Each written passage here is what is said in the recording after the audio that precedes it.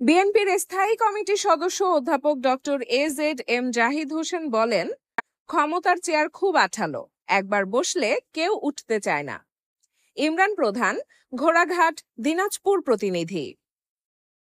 ক্ষমতার চেয়ার এমন এক আঠালো জিনিস, এটির মধ্যে একবার বসলে আর কারো ছাড়তে ইচ্ছে হয় না।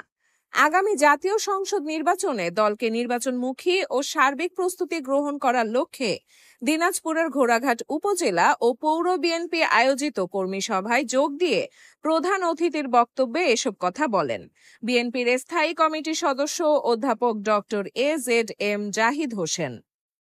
উপজেলা বিএনপি সভাপতি শাহ মোহাম্মদ শামীম হোসেন চৌধুরীর সভাপতিত্বে ও পৌর বিএনপি সভাপতি আব্দুর সাত্তার মিলনের সঞ্চালনায় তিনি আরো বলেন, 18 বছর যাবত তার অধিকার প্রয়োগ করতে পারে না, জনগণকে অধিকার হারা করে রাখা হয়েছে এবং এই অধিকার আদায়ের জন্য আজকে কত মানুষ গুম হয়েছে।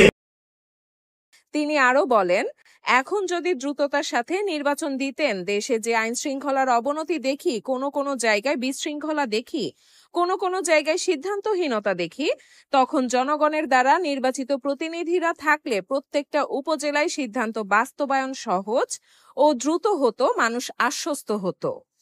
কাজেই কোনো অবস্থাতেই নির্বাচন পিছিয়ে দেওয়ার মাঝে, নির্বাচনকে প্রলম্বিত করার মাঝে অন্য ষড়যন্ত্র থাকতে পারে, কিন্তু জনগণের অধিকার ফেরত দেওয়া ও বাংলাদেশকে এগিয়ে নিয়ে যাওয়ার যে পরিকল্পনা, সুন্দর আগামীর বাংলাদেশ নির্মাণ করা, যারা শহীদ হয়েছে তাদের বিচার ত্বরান্বিত করা, যারা পঙ্গু হয়েছে তাদের পুনর্বাসিত করা, যারা বিভিন্নভাবে নিগৃহীত হয়েছে তাদের প্রতিকার করা ও তাদের সহযোগিতা করার জন্য দরকার দ্রুততম সময়ে জাতীয় নির্বাচন দেওয়া।